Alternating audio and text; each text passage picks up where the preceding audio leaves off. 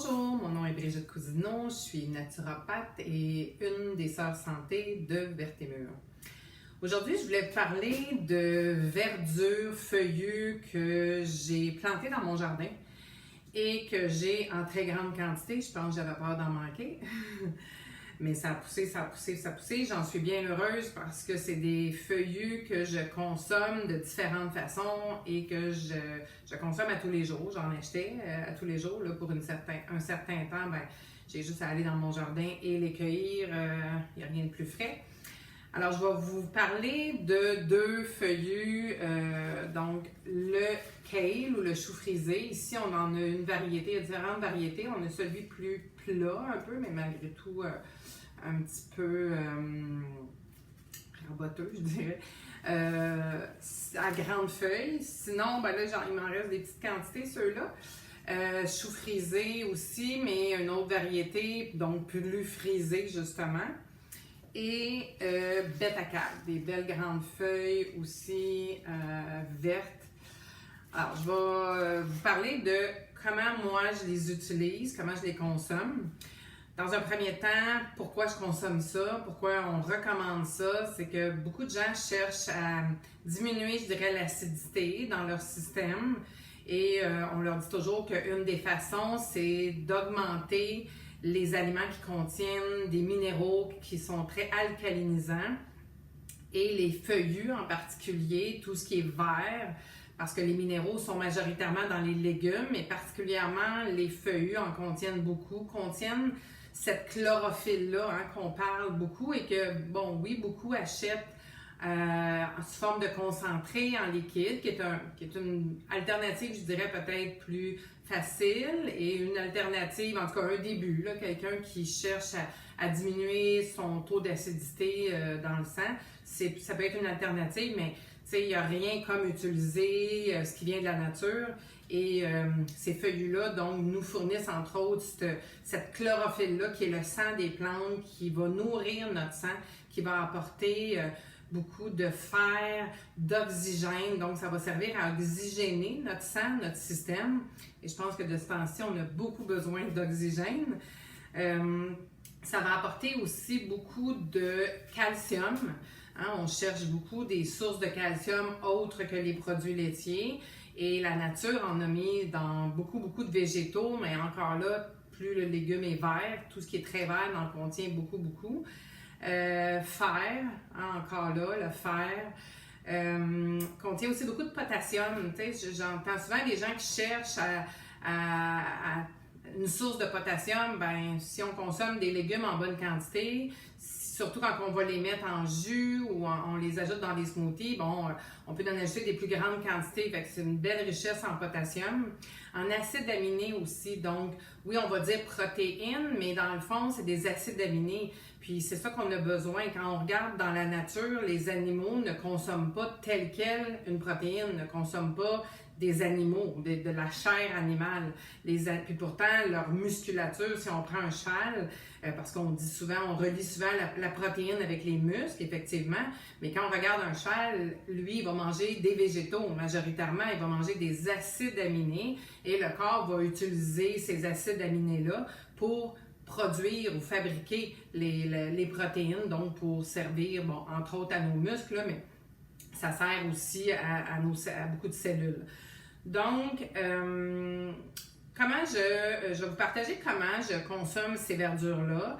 Je vais essayer de les garder crues parce que dans l'état que la nature nous donne, parce qu'il y a un équilibre parfait. Lorsqu'on cuit, on vient un peu altérer cet équilibre-là, surtout au niveau de la vie. La nature, c'est la vie. Lorsque c'est cru, il y a cette vie-là qu'on appelle les enzymes. Lorsqu'on cuit, on vient détruire un peu cette vie-là, les enzymes. On vient altérer aussi un peu certaines vitamines et minéraux. Donc, moi, je vais vous partager comment on peut les consommer crus, mais bien sûr, on pourrait aussi les ajouter à la dernière minute dans un sauté de légumes. On peut les couper en petits morceaux puis les ajouter, un peu comme on ferait avec des épinards. Ils vont tomber un petit peu moins, ils vont rester peut-être un petit peu plus durs au goût, mais c'est pour ça qu'on peut les ajouter un peu vers la fin quand on fait cuire un plat, puis ils vont quand même amollir un peu. Mais aujourd'hui, je vous parle de la façon de les consommer telles quelles crues. Alors, moi, je vais les utiliser dans mon smoothie le matin parce que je commence toujours ma journée, moi, avec presque 1 litre de smoothie que je vais boire tranquillement jusqu'au dîner. On parle beaucoup de ça hein, dans ceux qui nous ont suivis.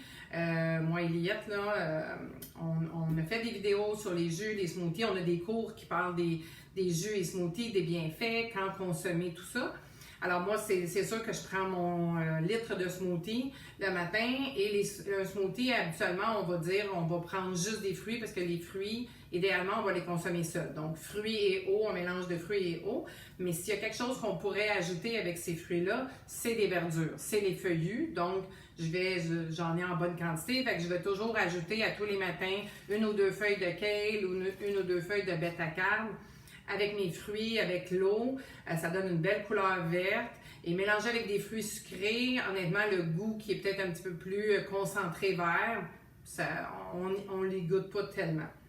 Donc, c'est une belle façon de commencer la journée avec une énergie parce que les fruits apportent cette énergie-là, facile à digérer et les verdures viennent aussi compléter toute la part nutritive des fruits, donc avec tous les minéraux qu'ils apportent et les propriétés que j'ai nommées tout à l'heure.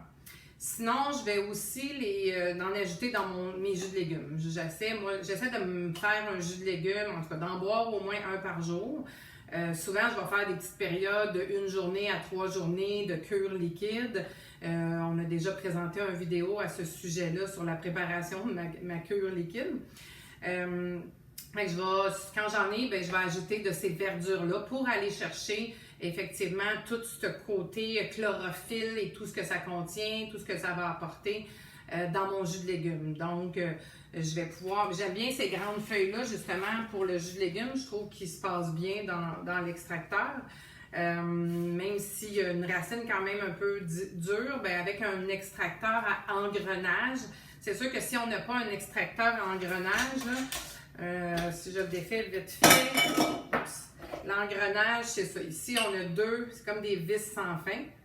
Fait que le légume passe dans le milieu et on va séparer la fibre et le liquide, donc tous les nutriments qui vont tomber en dessous et la fibre va aller à côté. C'est sûr que ça prend idéalement un genre d'extracteur. Il y en a différents. Là. Il y a l'Omega, ça c'est un Green Star, mais il y en a plein maintenant qui ont sorti sur le marché. Donc l'idéal c'est de regarder pour ça. Fait que je vais mettre ça dans mes jus de légumes. Sinon, la troisième façon, on pourrait les faire déshydrater, se faire ce qu'on appelle des chips de kale qui se vend souvent dans les produits naturels, mais quand même assez cher pour un petit sac, alors que quand on en a beaucoup, comme moi j'ai dans mon jardin, ben oui, là, aujourd'hui, je planifiais faire ça, de faire déshydrater mon kale, faire des petits chips de kale. Pourquoi déshydrater? Je préfère déshydrater, on pourrait les mettre au four, mais c'est que, encore là, pour conserver le plus de nutriments, la déshydratation va permettre de chauffer à basse température, c'est-à-dire idéalement en bas de 115 degrés Fahrenheit, pour conserver justement toutes les enzymes et les valeurs nutritives. Mais si on n'a pas ça, on peut pareil faire la même chose, mais on le fait au four le plus bas possible. Idéalement, si on a un four qui partirait à 150, ça serait l'idéal, sinon 200. On va diminuer le temps de cuisson, juste surveiller aussi de ne pas les mettre trop haut pour pas que ça brûle, c'est juste ça. Alors, comment on fait ça? Là, à ce moment-là, je vais utiliser le frisé, j'aime bien. On va couper quand même des bons morceaux. Là, je pourrais un petit peu plus gros que ça aussi. On va les espacer, on ne va pas les mettre un par-dessus l'autre. Mais au préalable, avant de les mettre sur mes petites plaques comme ça pour déshydrater, pour donner de la saveur, parce que sinon ça va goûter le verre, on pourrait mettre juste de l'huile et du sel de mer ou de l'herbe à mort. Et on les fait un peu tremper, mariner, mais on les laisse pas trop longtemps. Là, juste les mélanger, puis après ça, les installer comme ça sur mes grillages de déshydrateur. Mais sinon, on peut ajouter plein de choses. Après ça, expérimenter. Moi, j'aime beaucoup ajouter de la levure alimentaire en flocons ou en poudre. Même la poudre va prendre encore mieux avec l'huile. Ça donne un petit goût fromager. Puis la levure alimentaire apporte beaucoup de vitamine B, apporte des protéines, de la B12. Bon, Alors, c'est vraiment du fer aussi, alors c'est nutritif. On pourrait ajouter du cayenne, du gingembre moulu, si on veut que ce soit un petit peu plus piquant. J'ai des algues aussi en flocons, des algues nori ou varech, encore là pour plein de propriétés que ça apporte. Du tamari ou la sauce soya naturelle Bragg, ça va aussi donner un petit goût encore peut-être un peu plus salé. Fait qu'on pourrait faire un mélange d'épices qu'on aime avec l'huile, avec le sel et mélanger, couper au préalable nos morceaux de kale, mélanger tout ça et les installer. Moi j'ai un 4 plateaux. On les met dans notre déshydrateur à peu près, on peut les mettre à 110. On peut les partir un petit peu plus élevés, mais après déjà une demi-heure, là, quand le four commence à atteindre son 110-115, le remettre à peu près 110 et le laisser peut-être, je dirais, surveiller, mais 4 à 6 heures.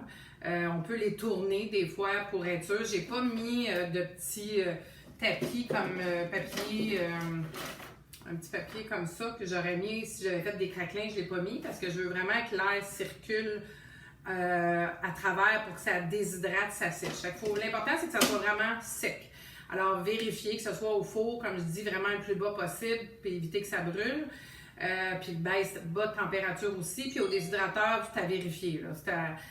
On veut vraiment que ça soit quand même assez déshydraté sec parce que surtout si on les garde dans un plat hermétique, ben ça pourrait moisir, mais bon, c'est tellement bon qu'on va les manger assez rapidement, ça n'aura pas le temps. Alors voici, je vous partageais aujourd'hui mes façons de consommer ces super verdures-là, nutritives, bons pour la santé. Et quand on en a beaucoup, ben on les utilise de différentes façons. Alors, je vous souhaite une bonne santé!